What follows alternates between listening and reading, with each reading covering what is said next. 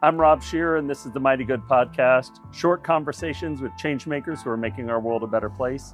Today, we're talking to Keri Stitt, the CEO of Youth180, an organization that's doing really innovative work around addiction in Oak Cliff. Keri Stitt, thanks for coming in and sitting down. What keeps you up at night these days? Not so much with dread, but more with a sense of purpose. So I think what keeps me up at night is, and the purpose behind everything that I do is my own kids. I have a 4-year-old and I have a 14-year-old. And I've always kind of had like a bleeding heart. I can remember as a 4-year-old, 5-year-old, my mom recently found a letter that I had wrote to Santa and asked for world peace for Christmas. Like, who is asking for world peace, as a 4-year-old for, their Christmas present? Me. And what drives me is, one, I want to show my kids that if the world around you isn't how you want it, get involved and do something. And don't just sit on the back and complain and wish for something better to happen. Get in and do it. And then also, I want to make sure that my kids experience a world or a community that they're valued in and that they feel like there's a place for them. And not only for them, but for other people, that it's more than just what is happening to you individually, that we all are co-locating, borrowing this world, for lack of a better term, and all of our experiences go with us wherever we go. And so the thing that drives me the most is, leaving an impact for my kids, but then also showing them how to do it too. You're giving them that main character energy. They're not just passive observers. Yeah, and I bring them to work with me. When I was working with homeless youth and victims of child sex trafficking, I brought them to work with me. I wanted them to see. I wanted them to interact with those young people so that they knew that they're no different than you. And, their experiences may be a little different, but they're no different than you. They're no different. Their needs and their wants aren't any different than yours. And also that there's a world outside of yours, and that world is also equally as important as the own world that you're living within. What is a conversation that Dallas isn't having that it desperately needs to have? Oh, that's such a good question. That is such a good question. And I think, there's so many answers to that. There's more than one. And there's a lot of layers to it, right? I think the conversation that Dallas could be having right now that maybe we're missing is that I feel like so many of the conversations around social issues happen in silos, meaning, let's solve homelessness.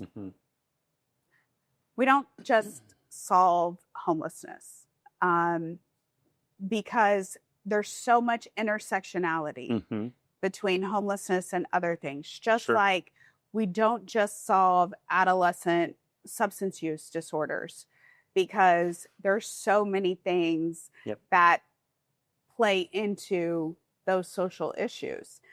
And so I think the conversation that we should be having should be much more around the intersectionality of these issues that are plaguing our city and have plagued our city for many years, as opposed to just breaking it down to issues of singularity where somebody's just homeless. No, nobody has ever just homeless. Right. You're homeless and maybe dealing with mental health issues. You're homeless and maybe dealing with substance use.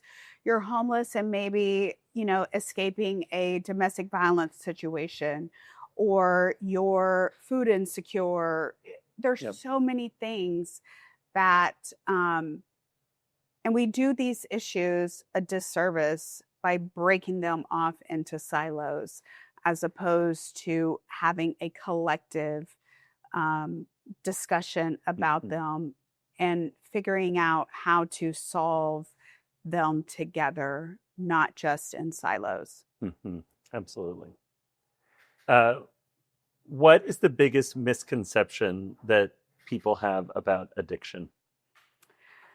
So I think the biggest misconception is that it's a moral failing, or that it's somebody that's just made poor choices. In our experience, and in my experience working with individuals who struggle with substance use, it's most of the time a result of untreated trauma associated with adverse childhood experiences. And the anxiety that comes along with maybe losing a caregiver at a young age, or living with a parent that struggles with substance use or mental health concerns themselves, or has been a victim of child abuse in some way, witnessed domestic violence in the home. All of those things really lead to a lot of anxiety, depression, suicidal ideation.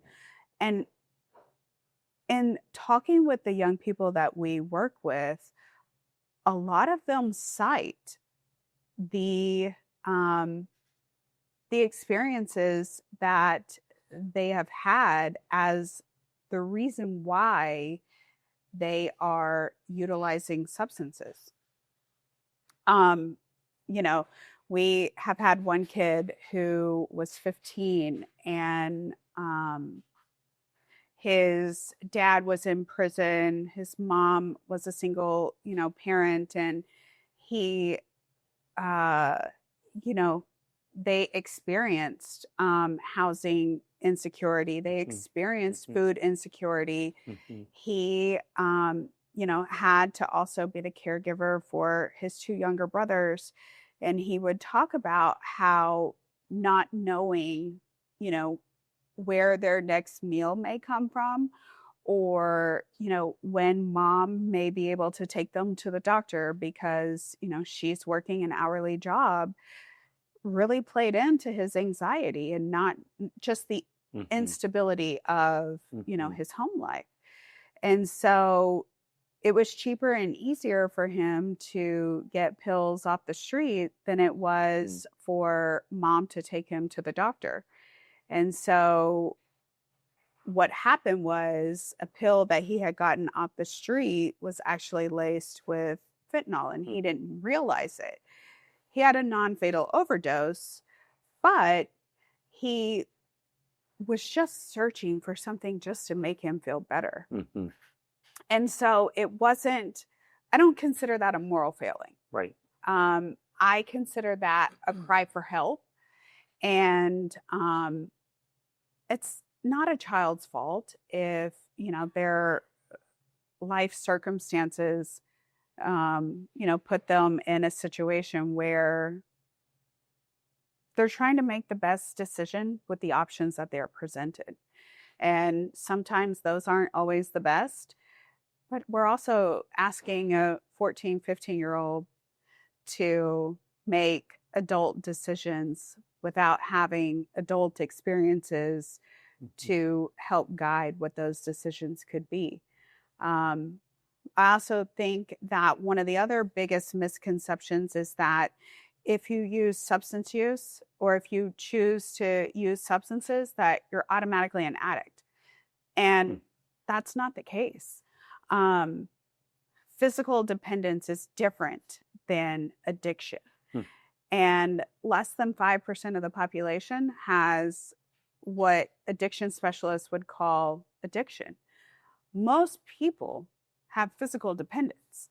And once you withdraw from whatever it is that you're physically dependent on, how much has your brain changed to where you may or may not go back to using the substance, right? This coffee right here. I drink coffee every morning. If I don't have a cup of coffee in the morning, I'm going to have a massive headache. Right. And I know that.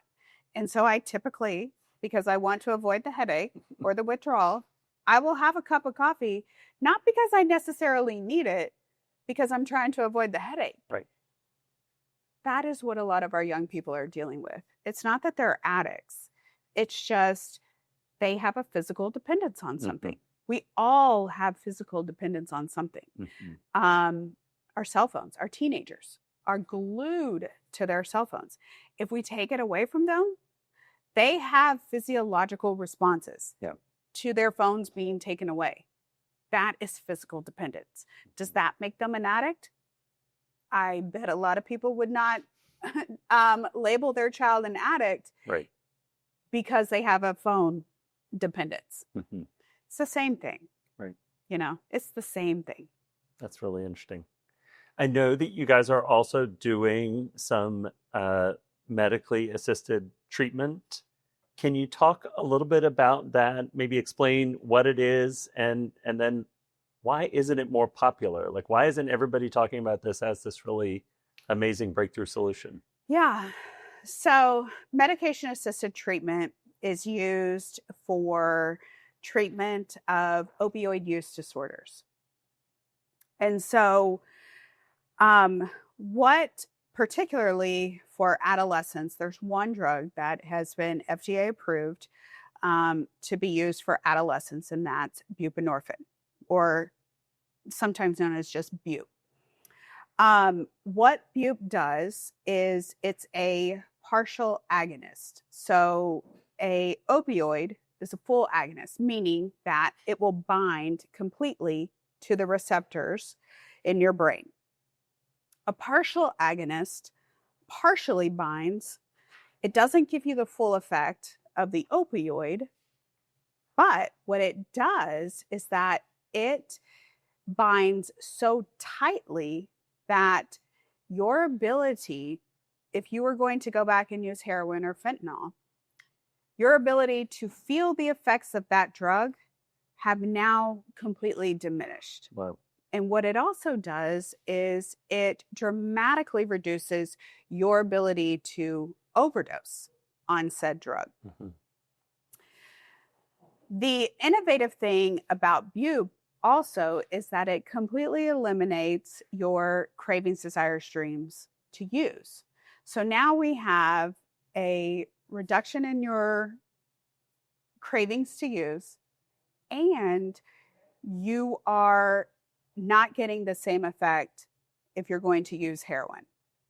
What that does is then it allows us to come in, and now when you remove something from somebody's repertoire of skills, you have to replace it with something else, right? So if this person was using heroin or fentanyl to cope with their anxiety, now they don't have that. We can come in and give them and work with them on healthy coping skills. But the problem is that a lot of people look at it as you're replacing one drug for another, mm-hmm. which on, I guess, the surface, you can say that. But it's no different than if I'm on a anxiety medication. I used to take Lexapro. Well, I stopped using Lexapro and moved over to Celexa. Mm-hmm. I need it every day to be able to function appropriately. It's the same thing with Bup. You don't want this person to use fentanyl, right, because there's life-changing decisions that could happen, or consequences that could happen. We'd much rather have somebody on Bup because, one, we know what's in it, and two, it's not giving you the same effects of getting high. which most people, the reason why addiction and physical dependence on certain drugs are the issue is the behaviors associated with using those substances. So if we've eliminated those behaviors and your cravings, desires, and dreams, and you're able to function normally, isn't that the goal? But the reason why medication-assisted treatment, and it's been very popular in Europe for years, and the studies have all shown that you are 50% more likely to stay engaged in treatment if you were on medication or assisted treatment than if you weren't. But a lot of physicians here in the US haven't been trained on bupe and how to administer it. And so that's really why it hasn't caught on. Not to mention there are certain,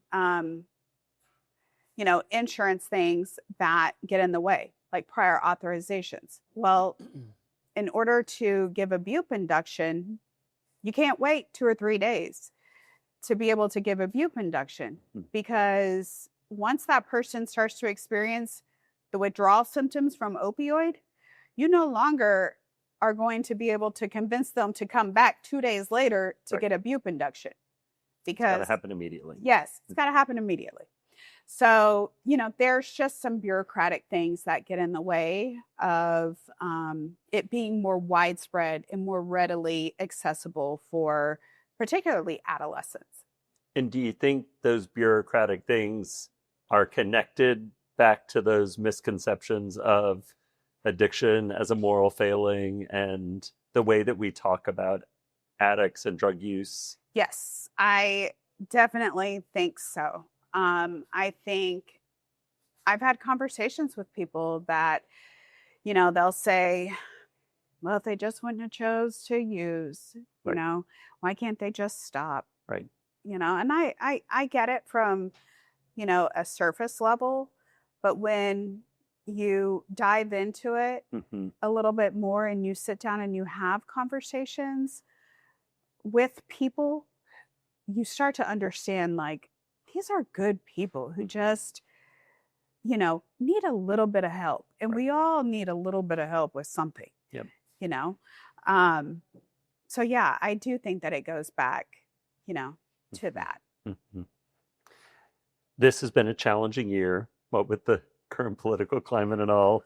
Where are you finding inspiration in 2025? Oh, I honestly find inspiration from my staff. I get the privilege every day to work with some amazingly and talented individuals who are incredibly dedicated to the cause. And, in the nonprofit world, nobody gets into it either for the money. And so to see them show up every day and stick with it and walk through this journey with people that they would have never probably otherwise met is so inspirational. And I think one of the greatest gifts that we could ever give somebody else is our story. Because our story makes up who we are. And it's an incredibly vulnerable thing to do, to let somebody in on your story. And not only let somebody in, but let somebody else help you carry that story. That to me is inspiration enough. We have a staff member who a couple of years ago had lost her daughter to an overdose. And, she took some time off to heal, and but for her to continue to show up and still believe in the work and to believe in creating a better system than the one that failed her daughter, I couldn't ask for anything more. And that is what inspires me. What makes you optimistic about Dallas right now?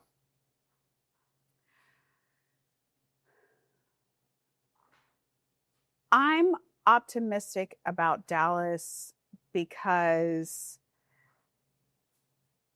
I feel like Dallas is starting to ask some of the hard questions and starting to face some of the hard truths that have to be confronted for us to be able to move forward. There are some incredibly talented people that are running for school board, that are running for city council, that are leading some of the major nonprofits in this community, that I would follow them into the dark because they are doing it for the right reasons. So I feel like we're starting to see a shift in more grassroots people who are in tune with Dallas itself, as opposed to just in tune with who has it. That's what gives me hope for Dallas.